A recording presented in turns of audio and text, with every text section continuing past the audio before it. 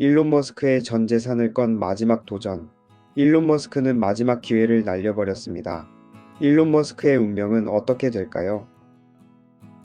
로켓이 우주에서 통제 불능 상태로 시험 비행 중 폭발했습니다. 이번이 벌써 세 번째 일론 머스크의 실패입니다. 2002년 일론 머스크는 화성 정복을 목표로 스페이스X를 설립합니다. 이를 위해서는 미국 나사의 절대적 도움이 필요했고, 나사는 그에게 단 한 번의 기회를 허락합니다. 나사의 미션은 우주선을 지구 궤도 위에 올려야 하는 것이었습니다.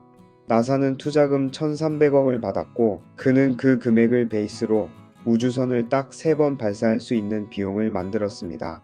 30살의 일론 머스크는 이 프로젝트가 앞으로 얼마나 큰 고통으로 다가올지 예상하지 못했습니다. 2006년에도 첫 발사를 실패했고, 그 다음 해인 2007년도 역시 실패하고 말았습니다. 2008년 8월 3일 역시 실패의 고배를 마시며 나사가 지원한 1,300억이 공중분해되었습니다. 엎친 데덮친 격으로 2008년 세계 금융위기의 여파로 전기차를 준비 중인 테슬라도 파산의 위기를 맞았습니다. 일론 머스크에게 2008년은 지옥과 같은 해였습니다. 이제 일론 머스크는 인생 일대의 결정을 내리게 되는데요. 현재 남은 모든 자산을 모아 네 번째 우주선 발사를 계획하게 됩니다. 이후 일론 머스크를 비롯해 전 직원들은 마지막 남은 단 한 번의 기회를 위해 모든 것을 걸고 피와 땀을 쏟아붓습니다. 그리고 마침내 운명을 건 네 번째 발사를 하게 됩니다. 극도의 초조함 속에서 마지막 카운트다운이 시작됩니다. 그렇게 스페이스 X 팔컨 1은 하늘을 가르며 날아오르기 시작했습니다. 초조하게 그 모습을 보던 일론 머스크가 극도의 긴장감 속에 등을 돌리는 그 순간 2차 엔진 점화가 시작되었고, 그렇게 스페이스 X의 팔컨 1 민간 우주 사업의 시작을 알리는 새로운 역사를 쓰게 되었습니다. 일론 머스크와 모든 직원들은 결국 마지막 기회를 성공시키며 나사로부터 2조 2천억의 계약을 따내게 됩니다. 몇 년 뒤 매번 버려지던 1단 추진체를 회수하는데 성공하게 되고, 1단 추진체 회수의 성공은 우주선 발사 비용을 기존 대비 10분의 1로 획기적으로 아끼는 결과를 가져다 주었습니다. 모든 것을 건 일론 머스크의 마지막 도전에 대해 어떻게 생각하시나요?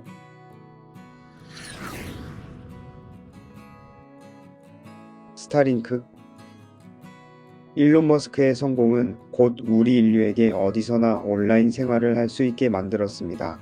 이제는 문명이 없는 오지에서도, 또는 높은 산 꼭대기에서도, 그리고 지구 밖 우주에서도 인터넷을 할 수 있게 되었습니다. 캠핑을 좋아하는 분들에게는 정말 좋은 소식이 아닐 수 없겠네요.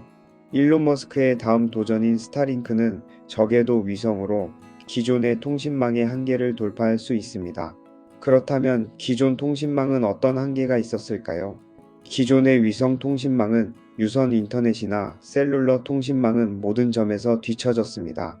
왜냐하면 기존 통신망을 사용하려면 갖춰야 하는 장비가 비싸고, 속도도 느릴 뿐만 아니라 지연 시간이 높으며 요금도 매우 비쌉니다. 현재 도시 지역에서 주로 이용할 수 있는 유무선 인터넷은 속도와 대역폭, 레이턴시 등 모든 면에서 싸고 빠르게 사용할 수 있으나, 유선 인터넷망을 지구 전역에 깔기에는 아무래도 무리가 있습니다. 당장 우리나라만 하더라도 높은 산에 올라가면 당연히 휴대폰은 신호 이탈이 되거나 약하게 잡히는 경우가 많습니다. 그리고 인구 밀집도가 낮은 곳에서 인터넷을 연결하려면 통신사에 높은 금액을 지불하고 전신줄을 설치하여 선을 끌어와 인터넷을 연결해야 합니다. 한국은 비교적 인터넷 인프라 구축이 우수한 나라이긴 하지만, 그렇다고 오직 구석구석에까지 통신망을 구축하기에는 비용이나 물리적으로 어려움이 있습니다. 이러한 기존 통신망의 한계를 스페이스X의 스타링크가 해결할 수 있게 된 것입니다. 스타링크는 기존 두 방식이 가지는 문제점을 해결하려는 새로운 방식의 인터넷입니다. 지구의 면적이 너무 넓어서 언제까지나 땅을 파고 새로운 선을 묻는 유선 통신 공사를 할 수 없으니 하늘에 무선 통신용 위성을 띄운 것이죠.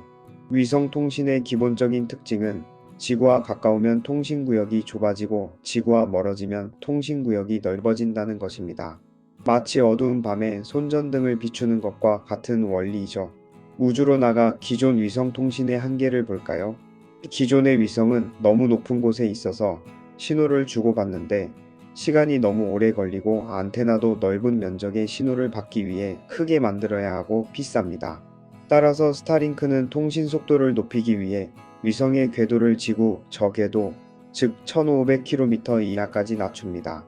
궤도를 낮추면 거리가 짧아지기 때문에 지연 시간도 짧아져 전체 통신 속도가 향상되고 안테나도 작고 저렴하게 만들 수 있다는 이점이 있습니다. 이러한 득이 있다면 실이 있는 법인데요. 손전등의 원리처럼 저궤도는 위성이 커버할 수 있는 영역이 좁아진다는 단점이 생깁니다. 그래서 지구 전역을 전부 커버할 수 있도록 위성을 많이 발사해 이 문제를 해결한다는 것입니다. 이 프로젝트를 위해 스페이스X는 재사용 로켓을 개발하였고 지금 계속해서 로켓들을 발전시켜 나가고 있습니다. 그렇게 많이 궤도에 올려놓을 각각 위성의 크기도 400kg 소형 위성급 크기입니다. 이는 위성 발사까지 한 번에 할 수 있는 스페이스X사이기 때문에 가능한 사업입니다. 현재는 펠컨 9으로 한 번 발사해 60대 내외의 위성을 발사하고 있지만 스타쉽2 본격적으로 상용화되면 한 번에 400대까지 올려놓는 게 목표라고 합니다. 그렇다면 스타링크는 얼마나 빠를까요? 스타링크는 이론상 초단 응답 인터넷 서비스입니다. 스타링크의 위성은 지상 30만 600km 지점에 위치하고 있기 때문에 케이블이 곱게 잘 깔려있는 환경이라면 스타링크의 통신 거리가 더 멀어서 응답 속도가 늦는 것 아니냐는 오해를 할 수도 있을 것입니다. 그러나 스타링크의 응답 속도가 유선망보다 훨씬 빠릅니다. 유선망을 구성하는 케이블은 광섬유로 되어 있는데 흔히 광속으로 아는 초속 30만 km는 진공에서의 광속이며 매질에 따라 더 느려지게 됩니다. 그리고 광섬유를 투과하는 빛의 속도는 매질의 영향과 반복되는 굴절로 인해 원래 광속의 3분의 2가량으로 느려지며 광섬유 케이블망 자체가 나의 목적지까지 직선으로 뻗어 있는 것도 아니기 때문에 지연이 발생될 수밖에 없습니다. 또한 광섬유의 투과율이 완전한 100이 아니기 때문에 일정 거리마다 약해지는 빛의 세기를 다시 증폭해줘야 하는데 이때에도 지연이 생기게 됩니다. 스타링크의 경우를 볼까요? 스타링크는 대기가 희박하고 지상에서 아주 멀지도 않은 지구 저궤도에서 인공위성들이 메시 네트워크를 이루어 전파나 레이저로 통신합니다. 따라서 해저 케이블보다 훨씬 빠른 속도로 데이터를 주고 받을 수 있게 되며 이 때문에 통신 도달 시간에서 스타링크가 훨씬 짧아지는 것입니다. 결정적으로 유선 케이블 방식의 최대 단점은 지나가야 할 라우터 경로가 많아 각 라우터를 통과할 때마다 지연율과 손실률이 생기는데 그에 반해 스타링크는 안테나와 위성, 메인 서버와 데이터가 도착할 라우터만 통과하면 끝이므로 지구 반대편에 있더라도 지연율이 굉장히 짧습니다. 베타 서비스에서도 스타링크의 레이턴시는 20에서 50m초 가량의 놀라운 수준으로 반응 속도가 중요한 FPS 게임도 큰 불편함 없이 이용할 수 있을 정도입니다. 광 케이블을 사용한 유선망의 경우 한국에서 20에서 50m초 가량의 핑이 나오는데 해외 서버는 일본과 중국, 자레아, 동남아까지가 한계입니다. 동남아시아도 조금 먼 지역은 50에서 80m초 가량, 북미 지역은 150에서 220m초 정도로 러시아 중서부와 유럽은 300m초 가량의 지연이 생기며 핑과 더불어 수시로 생기는 패킬로스 때문에 게임 환경이 고르지 못하게 됩니다. 하늘의 수호자 스타링크 지난 2024년 9월 5일 플로리다 케이프 커네버럴 우주군기지에서 21개의 스타링크 위성이 발사되었습니다. 이로써 스페이스X는 더 많은 스타링크 위성을 추가하게 되었습니다. 2018년 2월 시험 위성 2기 발사를 시작으로 망 구축에 나선 지 6년 7개월 만입니다. 스타링크는 기존 위성 통신망의 단점을 개선함과 동시에 가장 범용적 통신망인 케이블 및 셀룰러 통신의 한계를 극복하기 위해 구성된 스페이스X의 지구 저궤도 통신망 사업입니다. 스페이스X는 인류의 다행성 종화를 목표로 하고 있지만 이는 상당한 비용과 시간이 투여되는 원대한 목표이기 때문에 그동안 현금 흐름을 충분히 창출하여 해당 사업에 적극적으로 투자하기 위한 목적성이 있는 사업입니다. 일론 머스크는 2030년을 전후하여 1세대 위성, 1만 2천 대와 2세대 위성, 3만 대를 발사해 지구 어느 지역이든 전 세계 어디서나 최대 1GBps에 달하는 초고속 인터넷 서비스를 목표로 삼고 있습니다. 스타링크는 보통 접시 모양처럼 생긴 파라볼릭 안테나를 쓰지 않는 대신 위상 배열 방식의 안테나를 사용합니다. 해당 방식이 저궤도에서 빠르게 공전하고 있는 위성을 추적하기에 보다 용이하기 때문입니다. 스페이스X에서는 안테나와 모뎀, 와이파이 라우터 등등 스타링크와 접속하기 위해 필요한 하드웨어를 $600에 판매 중입니다. 스타링크의 월 통신비는 $110이며 2023년에 $120로 통신료가 인상되었습니다. 여러 설치 영상을 보면 기본적으로 장애물이 없이 하늘이 보이는 공간에 안테나를 설치하고 이를 모뎀과 연결하고 거기서 라우터로 다시 선을 연결하면 바로 인터넷을 사용할 수 있는 간단한 구조로 되어 있는 것을 확인할 수 있습니다. 스타링크는 2024년에 한국 내 법인 스타링크 코리아를 설립하고 기간 통신 사업자로 등록했습니다. 이후 모회사 스페이스X와의 국경 간 공급 계약을 통해 과학기술정보통신부의 승인을 받는 절차도 완료했습니다. 2025년 8월 24일 기준 스타링크가 한국의 서비스 개시를 위한 핵심 절차를 모두 마무리했다고 합니다. 아직 한국에서의 서비스는 미정이지만 한국에서의 서비스를 위해 계속해서 박차를 가하고 있습니다. 스타링크가 한국에 진출하는 것에 대해 부정적으로 보는 시선도 있지만 만약 스타링크가 한국에도 진출한다면 도서상관이나 바다 한가운데 등 유선 인터넷과 5G를 이용할 수 없는 곳에서도 LTE급 속도로 인터넷을 사용할 수 있게 됩니다. 예를 들자면 인터넷 회선을 끌어올 수 없는 논밭이나 과수원, 축사나 양식장에서 CCTV 구축을 위해 B2B용 LTE 라우터를 사용하는 경우 통신사나 요금제마다 다르지만 10만원대 고가 데이터 요금제를 사용하고도 QoS 때문에 3G급 속도로 인터넷을 사용할 수밖에 없습니다. 이 경우 풀 HD급 CCTV라면 실시간 영상 전송에 버퍼링이 걸릴 수밖에 없습니다. 이러한 문제의 대안으로 CCTV뿐만 아니라 스마트폰 테더링이나 데이터 쉐어링을 쓰면 되는 것 아니냐는 의견도 있지만 스마트폰 테더링이나 데이터 쉐어링의 공유 데이터에는 한도가 있습니다. 간혹 LTE 라우터를 억지로 스마트폰으로 인식시켜 데이터 무제한 요금제를 사용하는 경우도 있지만 추후에 부정사용으로 차단되거나 사용해도 데이터 품질이 불안정한 것을 생각해보면 상업적이나 기업적으로는 편법 사용으로 불편을 감수하는 것보다는 정식 서비스를 이용하는 것이 훨씬 낫다라는 긍정적인 시선도 있습니다. 스타링크의 역기능. 스타링크의 1차 발사 이후 영상을 보면 위성 60대가 같이 움직이며 열차 같은 모습을 보이고 있습니다. 스타링크 트레인이라는 별칭으로 불리는 이 장면은 맨눈으로도 관측이 가능할 정도라고 합니다. 하지만 천문학자들 입장에서는 스타링크는 매우 불편한 존재임이 확실합니다. 천체 사진 촬영에는 렌즈를 오래 노출시켜야 하는데 스타링크 위성들로 인해 별자리를 헷갈리게 만드는 등 스타링크 위성들이 돌아다니면서 햇빛을 반사하여 밤하늘의 별 관측을 방해하고 있는 것이 사실입니다. 실제 네덜란드의 한 천문학자는 스타링크가 글로벌 인터넷 사업을 개시하는 2025년 무렵에는 유럽 내 대도시에서 빛공해가 심해서 최소 30대의 스타링크 위성이 보일 수 있다는 연구 결과를 발표하기도 했습니다.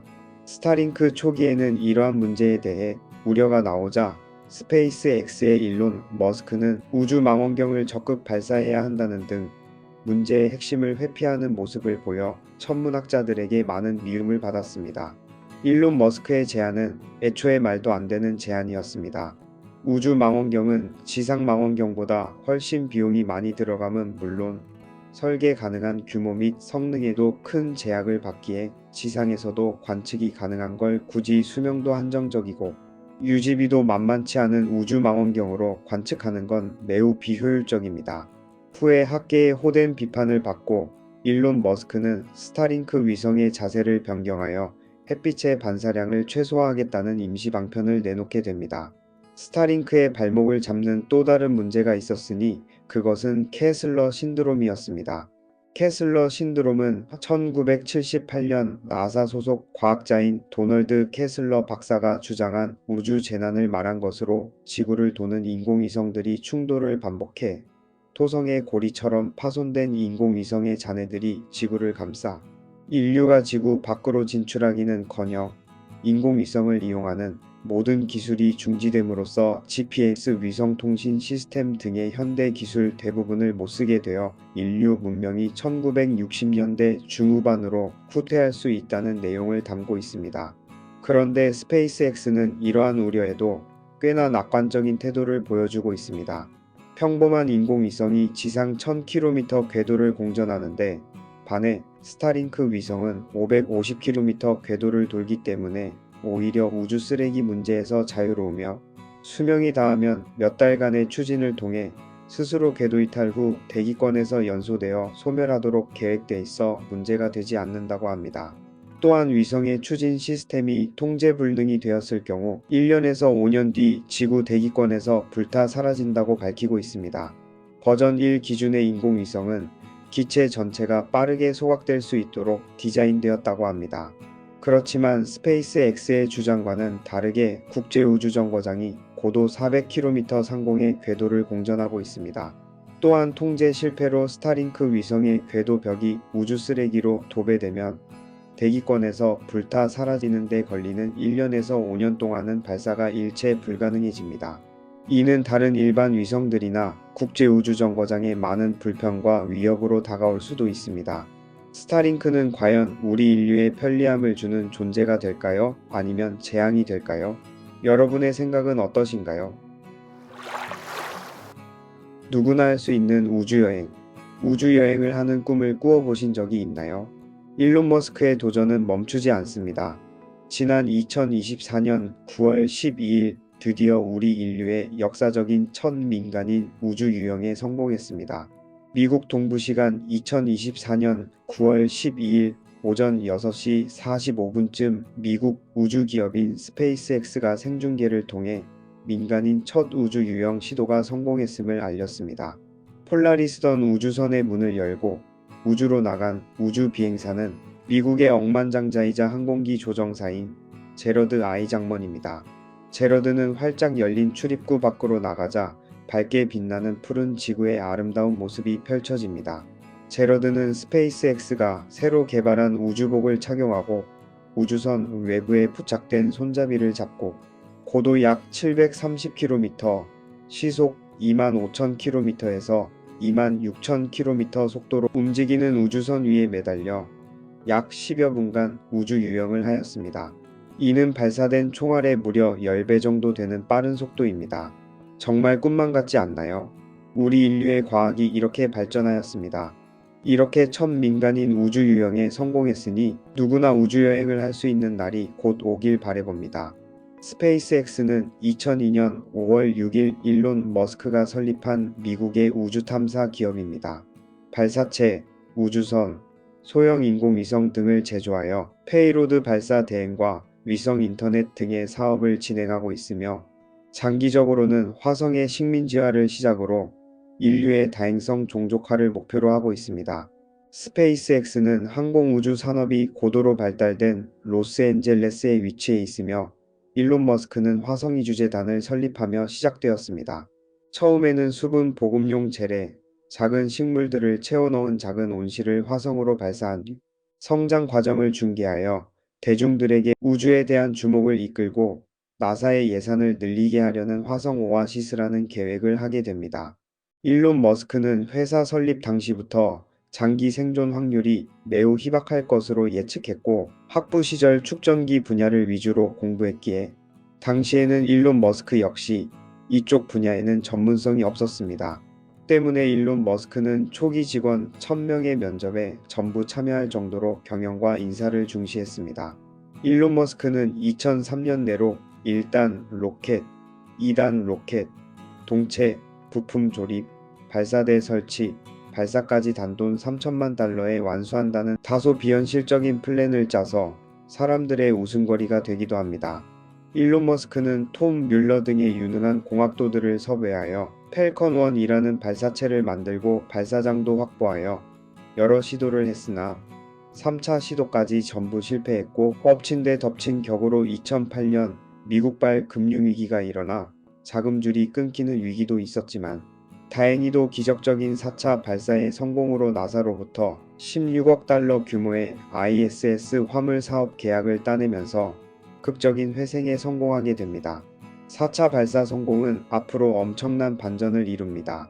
스페이스X는 세계 최초의 상용 우주선 발사를 성공하였고 세계 최초의 궤도 발사체 수직 이착륙과 세계 최초의 궤도 발사체 재활용 그리고 세계 최초의 민간 우주 비행사의 국제 우주 정거장 도킹 등 혁신적인 업적들을 달성하였습니다. 2024년 9월에는 세계 최초로 민간인 우주유영에 성공하기도 했습니다. 이처럼 스페이스X는 21세기 인류의 우주 개발을 주도하고 있으며 세계에서 유일하게 궤도 로켓의 1단 부스터 수직이 착륙에 성공하는 타이틀을 얻기도 했습니다.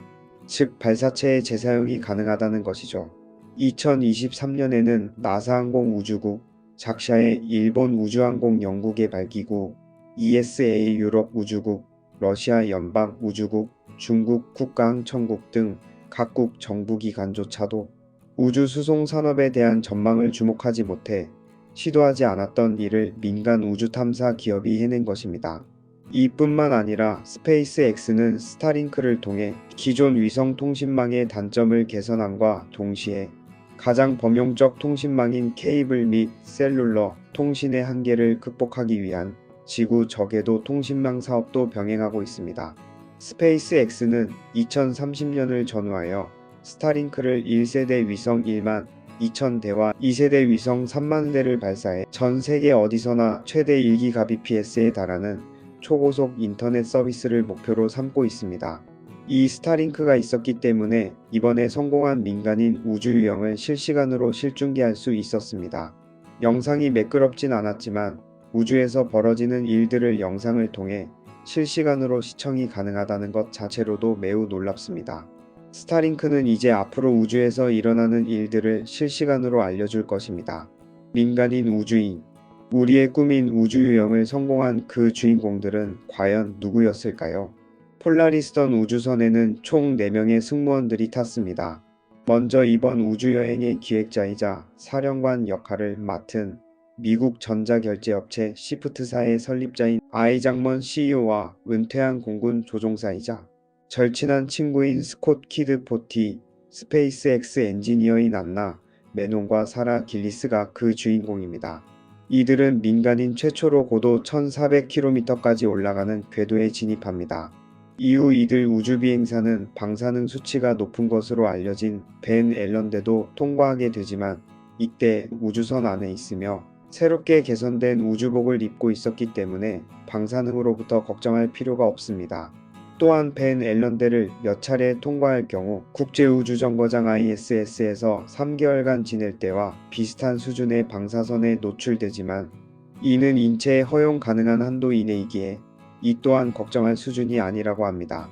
두 번째 날 우주비행사들은 최대 고도인 고도 1400km까지 끌어올린 뒤 드래곤 우주선과 스페이스X의 스타링크 위성들 간의 레이저 통신 시스템 테스트 등 실험 최대 40개를 수행하게 됩니다. 그리고 인류 역사상 위대한 날인 3일째 날에는 아이작먼 CEO와 길리스는 사상 최초의 민간 자금 지원 우주유영을 성공합니다.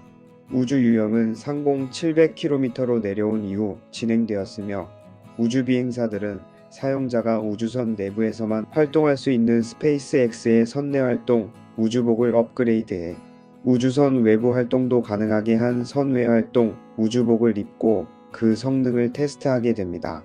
팰컨 9 로켓 팰컨 9 로켓은 스페이스X에서 개발 및 운용 중인 2단 우주 발사체입니다. 팰컨 9 로켓은 세계 최초로 궤도 로켓을 100번 이상 재사용하는 데 성공하기도 하는데요.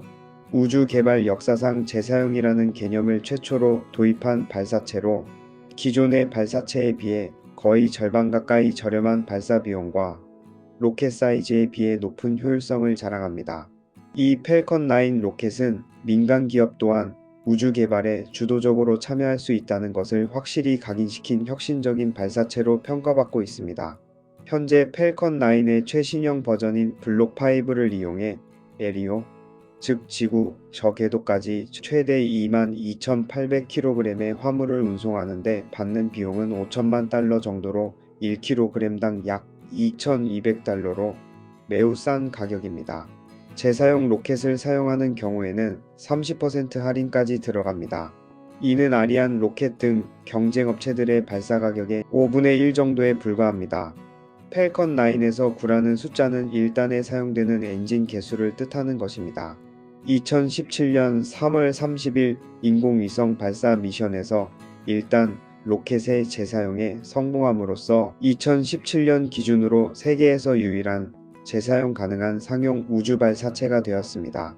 스페이스X의 초기 모델인 펠컨 1 로켓은 자본금을 투자해 개발하였지만 펠컨 9을 개발할 때는 나사의 지원을 받아 개발하게 됩니다. 그 배경으로 나사에서는 국제우주정거장 ISS에 화물을 실어 나르는 비용에 부담을 느껴 이를 민간 기업에 이양하려는 계획이 있었고, 나사는 화물 수송에 사용할 수 있는 민간 발사체와 우주선 개발을 지원하기로 한 것이죠. 여기에 스페이스X사가 선정되면서 나사의 자금과 기술 지원을 받으면서 개발을 할 수 있게 된 것입니다. 이에 따라 개발된 발사체와 우주선이 펠컨 9과 드래곤입니다. 이 펠컨 9의 개발과 시험에 들어간 개발비는 약 4억 4,300만 달러가 소요되었으며 순수하게 펠컨 9의 개발에 든 액수는 3억 달러 가량으로 알려져 있습니다. 폴라리스던 크루 드래곤. 폴라리스던은 아이 장먼을 대신하여 스페이스X가 운영하는 민간 비행 우주선으로 폴라리스 계획에서 계획된 3가지 임무 중 첫 번째 임무입니다. 폴라리스 계획은 아이 장먼이 조직한 민간 우주 비행 프로그램입니다. 최초의 민간인 우주 비행인 인스퍼레이션 4 임무의 사령관으로서 그 경험을 바탕으로 아이 장먼은 스페이스X와 계약하여 폴라리스를 만들었습니다.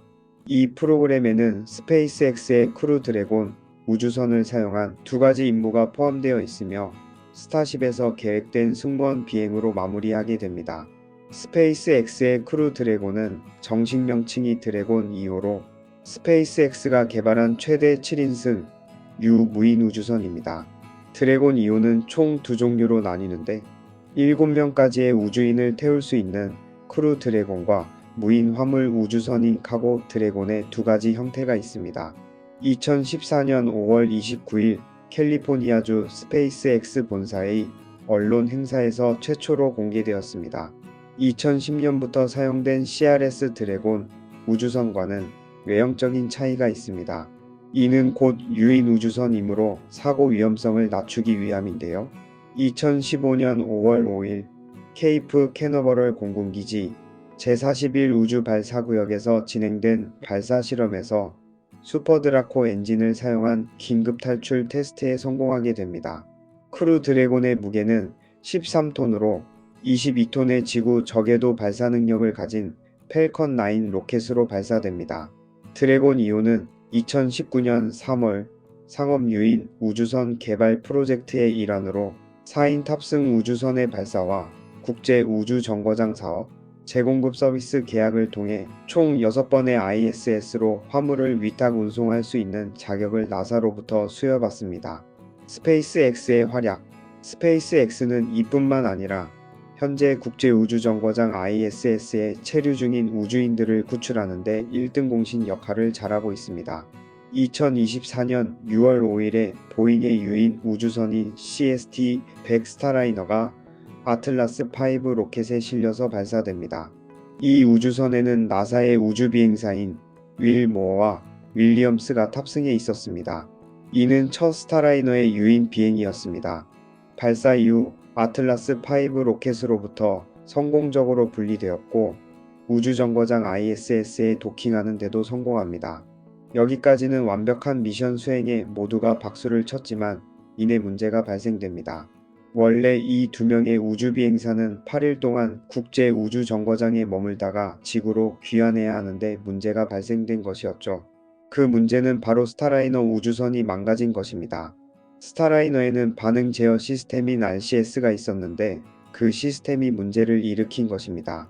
RCS의 역할은 우주선의 방향과 자세를 제어하는 중요한 시스템이었습니다. 그런데 스타라이너가 ISS에 도킹할 때 28개의 RCS가 무려 5개나 고장나버린 것입니다. 또한 방향을 제어하는 헬륨 가스의 누출도 있었습니다. 이 문제로 인해 2명의 우주비행사들은 꼼짝없이 국제우주정거장 ISS에서 대기할 수밖에 없었습니다. 이때 위기에 처해 있는 두 우주비행사들을 구출하기 위해 스페이스X가 나서기로 합니다. 결국 우주에서 캡슐의 결함이 발견되면서 스타라이너는 두 우주인들을 태우지 못한 채로 지구로 귀환합니다. 2024년 9월 28일 드디어 두 우주인을 구출하기 위해 스페이스X의 크루드래곤 캡슐이 펠컨 9에 실려서 발사됩니다. 크루드래곤은 총 4명의 승무원이 탑승할 수 있고 9월 28일에 발사된 크루드래곤에는 나사의 우주비행사인 니케이그와 알렉산드르 고르브노프 2명이 탑승해 있었습니다. 크루드래곤은 발사 다음 날인 9월 29일에 국제우주정거장 ISS 도킹에 성공합니다. 구출 작전에 투입된 2명의 우주인은 스페이스X의 우주선을 타고 국제우주정거장 ISS에 고립된 우주인들을 구출하게 됩니다. 이들은 ISS와 도킹한 직후 안전점검을 실시한 뒤 ISS로 건너갔습니다. 이후 우여곡절 끝에 ISS의 무교대팀이 무사히 스페이스X의 드래곤 캡슐을 타고 지구로 귀환합니다. 한때 비현실적인 플랜으로 사람들의 웃음거리가 되었는가 하면 뼈아픈 실패로 주저앉았었던 일론 머스크는 그 플랜들을 실제로 이루며 인정받기 시작합니다. 과연 일론 머스크는 최종 목표인 화성 유인 탐사를 성공할 수 있을까요? 최종 목표는 화성으로 스타쉽 우주선. 스타쉽은 스페이스X에서 개발 중인 다목적 초대형 우주 발사체로 단기적으로는 펠컨 9과 펠컨 헤비를 대체하며 더 나아가 발전된 재사용 로켓으로 우주 수송 산업의 새로운 경제적 접근을 구축하고 달과 화성 탐사, 그리고 장차 먼 미래에 있을 화성보다 더 멀리 위치한 천체들에 대한 탐사 계획까지 고려해 설계된 기체입니다. 스타쉽은 전장이 무려 123m, 직경이 무려 9m로 전장 110.6m의 세계 최대 크기 및 최고 성능 로켓이었던 세턴 5 로켓을 제친 인류 역사상 최대 크기와 성능의 로켓입니다. 스타쉽은 사람을 다양한 행성으로 실어나를 목적으로 만들어진 우주선입니다. 슈퍼헤비가 사용하는 것과 같은 해수면 엔진 3기와 진공 엔진 3기로 구성됩니다. 일론 머스크의 말에 따르면 슈퍼헤비 없이 스타쉽만으로도 SST-5식 운용이 가능하다고는 합니다. 다만 페이로드의 양이 극단적으로 줄어들게 되고 엔진 수명이 크게 감소할 수 있어 슈퍼헤비 로켓을 1단으로 사용하여 발사하는 것과 동체에는 4개의 날개와 6개의 랜딩 기어가 달리는데 날개는 구동이 가능한 날개이며 대기권 재진입 시 날개를 상하로 움직여 항력을 조절해 기체를 제어하게 됩니다. 또한 200kW를 생산할 수 있는 태양 전지판을 갖추고 있으며 화성에 도착하는 데는 80일에서 150일가량이 소요될 것을 예상하고 있습니다. 추후 객실과 식당은 물론 영화 관람 장비 등 편의시설 역시 탑재할 예정입니다. 예상 탑승 인원은 80명에서 120명이며 나사가 만들고 있는 오리온 다목적 유인 우주선 같은 유인 탐사선을 넘어 우주 여객선과 같은 우주선입니다. 지구에서 떠날 때는 일단 로켓에 실려서 발사되지만 화성에서는 낮은 중력과 대기 밀도 덕분에 부스터가 필요하지 않아 자력으로 이륙하여 귀한 여정에 오르게 됩니다. 편도 여행만 가능했던 이전의 화성행 로켓들과 다른 부분은 연료로 쓰일 액체 메탄은 화성 현지에서 직접 생산한다는 것이 그 목표입니다. 화성 탐사의 여정은 그리 쉽지만은 않았습니다. 9번의 실패를 거듭하며 쓴 고배의 잔을 마셔야 했던 스타쉽은 10번의 시도 끝에 성공하게 됩니다. 10차 비행은 7차에서 9차 실패를 연이어 경험한 후 약 9개월 만에 성공하게 됩니다. 스타쉽 10차 발사 현장은 텍사스주 보카치카 스타베이스로 로켓이 발사된 후 1단 슈퍼헤비가 분리되고 성공적으로 예정된 궤도에 안착하게 되었습니다. 궤도에 안착된 후 다음 미션으로는 우주선 내부에 탑재된 모형위성 8기를 궤도에 배치하는 데까지 성공하게 됩니다. 이로써 1회 발사로 더 많은 위성을 쏘아 올릴 수 있게 되었습니다. 이 말은 비용 절감 효과를 기대해 볼 수 있다는 말입니다. 로켓 발사 비용 절감은 앞으로 우주 여행이 점점 보편화될 수 있다는 희소식입니다. 미래에는 비행기를 타고 세계 곳곳을 다니듯 우리 인류도 다른 행성 곳곳을 방문할 수 있을 것을 기대해 봅니다. 민간 우주 경쟁 시대. 스페이스X가 유일한 민간 우주 기업일 줄 알았지만 스페이스X의 대항마 민간 우주 기업이 등장하였습니다. 과연 어떤 기업일까요?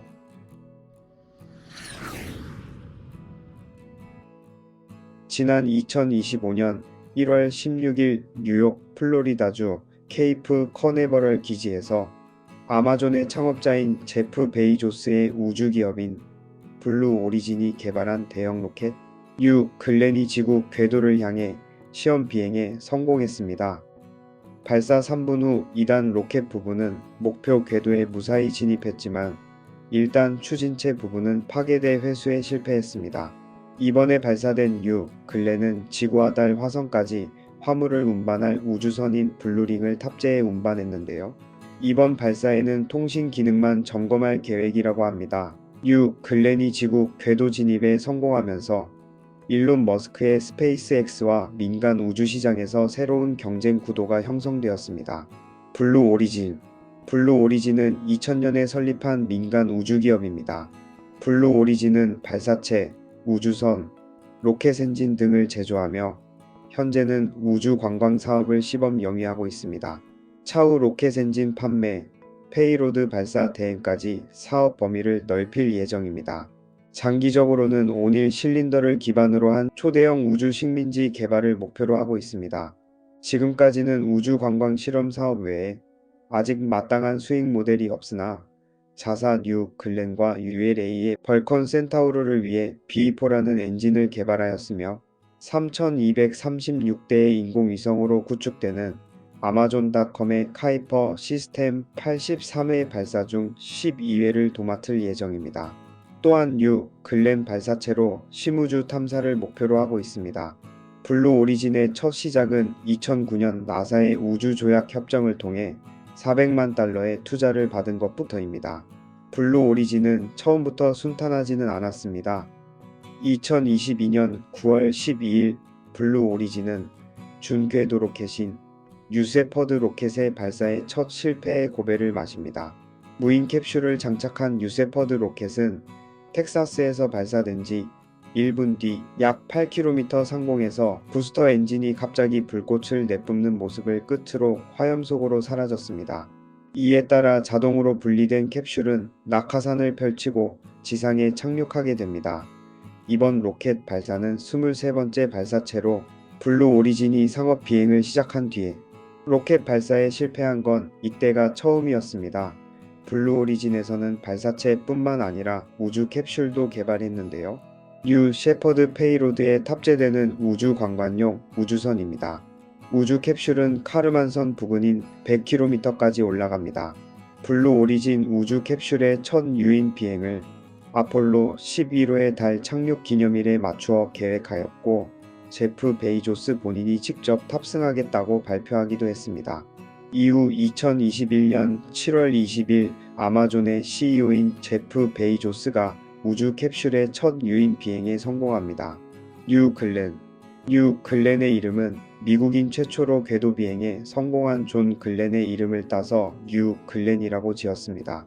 블루 오리진의 발사체들은 이처럼 유명한 우주 비행사들의 이름을 따서 지었습니다. 뉴 글렌 로켓은 1740톤의 추진력을 가지고 상공으로 날아오릅니다. 바로 올라가자마자 40초가 경과하게 되면 음속을 돌파하게 되고 음속을 돌파하고 나서 지상 12km 상공에서 맥스큐라고 하는 기체가 움직이는 다이나믹 동압을 가장 많이 받는 곳을 지나가게 됩니다.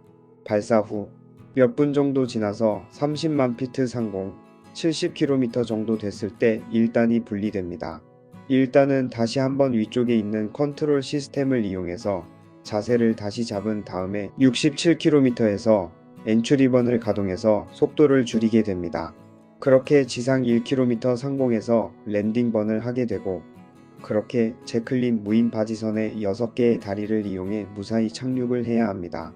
그러나 안타깝게도 이번 발사에서 1단 추진체는 회수하지 못하게 됩니다. 2단 발사체는 우주상공에서 페어링이 떨어지게 됩니다. 그 속에 용도에 따른 듀얼 페일로드나 군집 위성들도 탑재할 수 있습니다. 그렇다면 뉴 글렌은 과연 어느 정도의 크기를 자랑할까요? 대표적인 민간 로켓인 펠컨 헤비와 스타쉽 로켓의 중간 정도 크기입니다. 뉴 글렌의 크기는 약 98m 정도 됩니다. 뉴 글렌보다 더 큰 스타쉽은 121m 정도 됩니다. 뉴 글렌은 스펙상 45톤 정도의 무게를 지구 저궤도에 올려놓을 수 있고 13톤의 무게를 달 궤도에 올려놓을 계획을 가지고 있습니다. 뉴 글렌은 1단의 B4 엔진이 무려 7개가 장착되어 있고 2단에는 B3U 엔진이 2개가 달려 있습니다. 1단은 메탄을 연료로 사용하고 엔진 하나당 무려 245톤의 추진력을 갖습니다. 2단에 장착된 B3U 엔진은 액체 수소를 사용합니다. 제클린은 1단 추진체를 회수하는 바지선인데 안정성과 효율성 때문에 무인으로 운영되는 배입니다. 만약 제클린 위에 1단 추진체가 정상 착륙하지 못하고 넘어지거나 불의의 사고로 폭발하게 된다면 바다 한가운데 인명사고가 불가피하기 때문에 무인으로 운영되고 있습니다. 이 제클린의 길이는 약 116m 정도이고 폭이 46m 정도로 그 규모가 어마어마합니다. 제클린의 이름은 제프 베이조스의 어머니의 이름인 제클린의 이름을 따서 제클린이라고 이름을 지었습니다. 스페이스X 또한 추진체 회수 바지선을 무인으로 운영하고 있는데요. 제클린에 비해 그 크기가 매우 작습니다. 스페이스X의 자신감이었을까요? 아마도 이렇게 바지선을 작게 제작한 목적이 있으리라 생각되어집니다. 블루 오리진의 첫 발사체. 드디어 블루 오리진의 첫 발사체인 뉴 글렌이 불을 내뿜으며 상공을 가릅니다. 발사체는 곧 맥스큐, 가장 로켓이 압력을 많이 받는 구간을 무사히 지나게 된다면 그 다음 단계인 MECO 단계에 접어듭니다. MECO는 메인 엔진 컷오프의 줄임말로 메인 엔진을 컷오프한 후에 1단 엔진이 분리되고 켜지게 됩니다. 그리고 1단 추진체는 바지선으로 돌아오게 되는데요. 하지만 안타깝게도 1단 추진체는 바지선으로 돌아오지 못했습니다. 그러나 최종 목표가 탑재체를 지구 궤도에 올리는 것이 목표였기에 최종 목표는 달성하게 됩니다. 2% 부족했던 이번 블루 오리진의 첫 발사체인 뉴 글렌이 이번 실패를 계기로 부족했던 부분을 더욱 보완하여 다음 발사 때는 완벽한 발사가 이루어지길 기대해봅니다. 이번 블루 오리진의 발사로 인해 스페이스 X의 기술력이 얼마나 뛰어난지를 다시 느끼게 해주었습니다. 무엇보다 1단 발사체의 메인 엔진 컷오프 후 2단 추진체가 지구 궤도로 올라갔을 때 스페이스 X에서는 지구 궤도의 실시간 영상을 스타링크를 통해 확인할 수 있었지만 뉴글렌에서는 지구 궤도에 올라간 2단 추진체의 실시간 상황을 확인할 수 없었던 것이 조금은 답답하게 느껴졌습니다. 블루 오리진이 다음 발사체를 발사할 때 이 부분을 보완할 수 있을지 또한 기대해봅니다. 예전에는 우주산업이라고 하면 국가 대 국가로 경쟁했다면 지금은 민간 기업들의 우주기술 발달로 서로 경쟁하는 시대가 되었습니다. 이렇게 서로 경쟁 대상이 많아진다면 더욱 빠른 우주기술 발달이 이루어지지 않을지 생각해봅니다.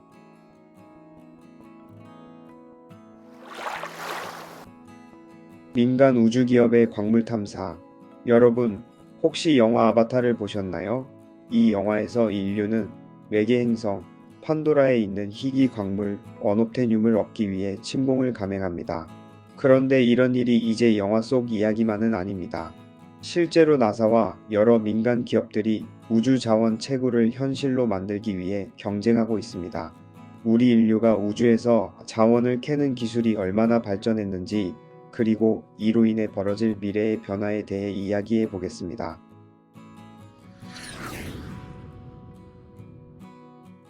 우주 채굴의 출발, 영화가 현실이 되다. 미국의 우주 스타트업 아스트로포지는 2025년 26일 스페이스X의 펠컨 9 로켓을 이용해 소행성 탐사선 오딘을 발사했습니다. 아스트로포지는 캘리포니아주 헌팅턴 비치에 본사를 둔 항공우주 회사입니다. 이 회사는 소행성 채굴 기술을 개발하는 데 힘쓰고 있으며 이를 수행하는 최초의 상업적 기업이 되는 것을 목표로 하고 있습니다. 지금껏 행성의 채굴 가능성을 비롯해 여러 임무를 수행하는 탐사선은 있었지만 채굴 가능 소행성 확인을 최우선 목표를 내건 탐사선은 오딘이 처음입니다. 이 탐사선은 지구에서 500만에서 600만 킬로미터 떨어진 소행성 2022 오비5를 조사하는 임무를 맡고 있는데요. 이 소행성에는 철, 니켈, 백금 등이 풍부하게 포함되어 있을 것으로 예상됩니다. 백금은 스마트폰 같은 전자기기에 주로 사용됩니다.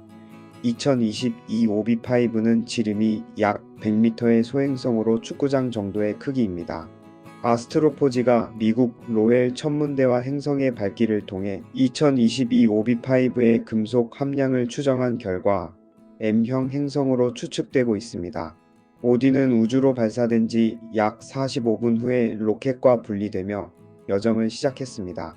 300일 동안 비행한 뒤 2025년 말 2022 오비5에 근접합니다. 오딘은 2022 오비5과 0.6마일 약 966m 떨어진 거리에서 시속 수천 마일의 속도로 이동하며 두 대의 흑백 카메라로 2022 오비5를 촬영합니다. 촬영 시간은 약 5시간 30분입니다. 오딘의 목표는 촬영한 사진을 통해 2022 오비5의 금속이 풍부한 금속성 행성인지 알아내는 것입니다. 또 오딘은 우주에서 소행성의 위치를 정확하게 밀도를 계산할 계획입니다. 밀도가 높을수록 금속 함량이 더 높습니다. 아스트로포지는 오딘을 통해 2022 오비5의 채굴 가능성을 확인한 뒤 2025년 말 실제 2022 오비5의 금속 함량을 측정하는 탐사선인 베스트리를 발사할 예정입니다. 베스트리는 2022 오비5에 착륙해 자석이 달린 다리를 이용해 소행성이 가진 금속 함량을 측정하게 됩니다. 탐사가 성공하면 연말에는 본격적인 채굴용 우주선 베스트리까지 발사할 계획이라고 합니다.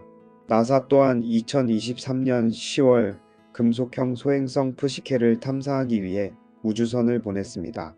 이 소행성은 지구에서 무려 5억 킬로미터 떨어져 있으며 내부 구조가 지구의 핵과 비슷한 것으로 추정됩니다. 2029년에 탐사선이 도착하면 지구 생성의 비밀을 밝혀줄 단서가 될 수도 있습니다.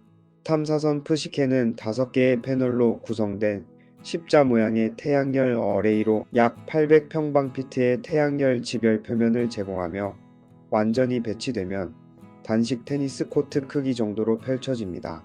탐사선 푸시케의 본체는 소형 밴 크기 정도이며 태양 전기 추진으로 구동됩니다.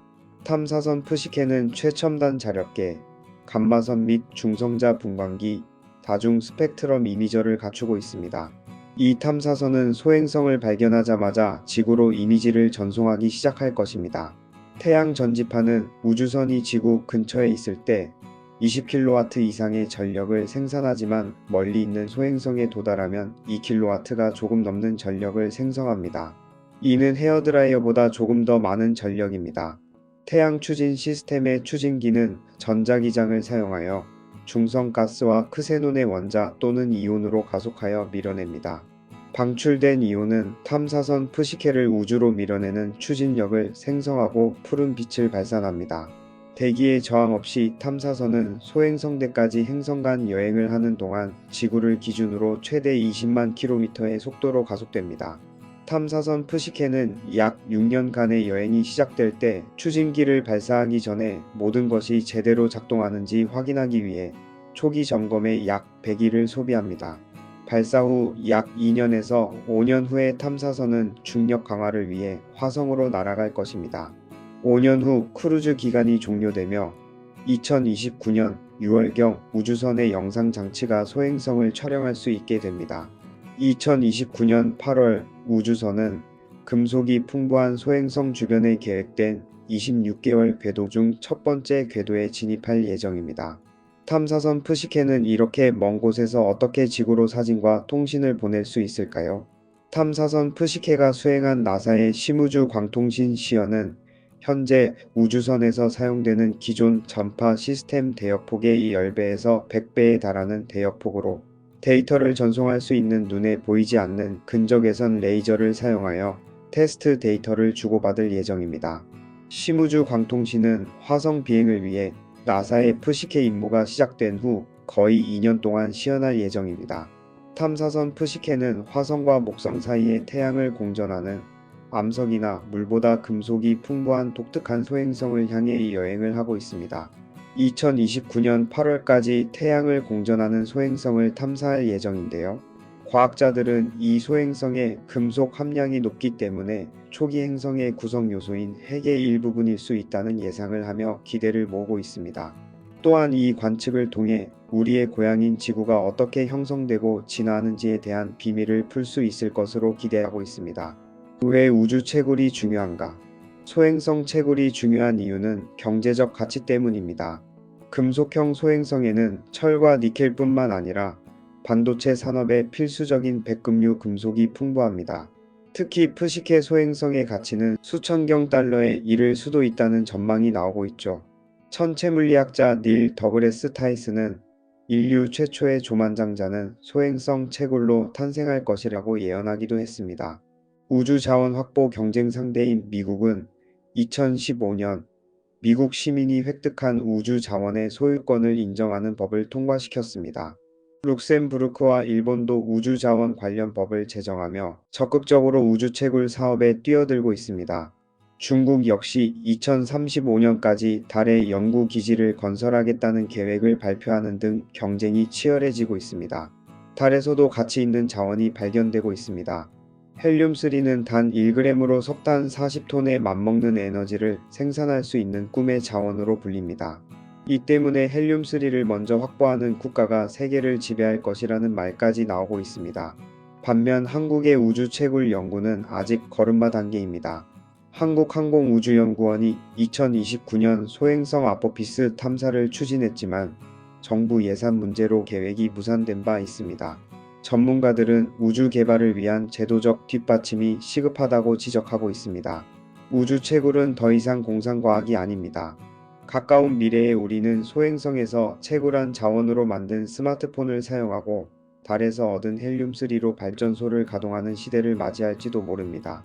하지만 우주 환경 보호와 윤리적 문제도 함께 고민해야 합니다. 여러분은 우주 자원 채굴에 대해 어떻게 생각하시나요?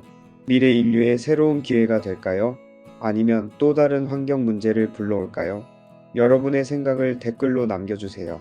그럼 다음 영상에서 흥미로운 우주 소식으로 찾아뵙겠습니다. 끝까지 영상을 시청해주셔서 감사합니다.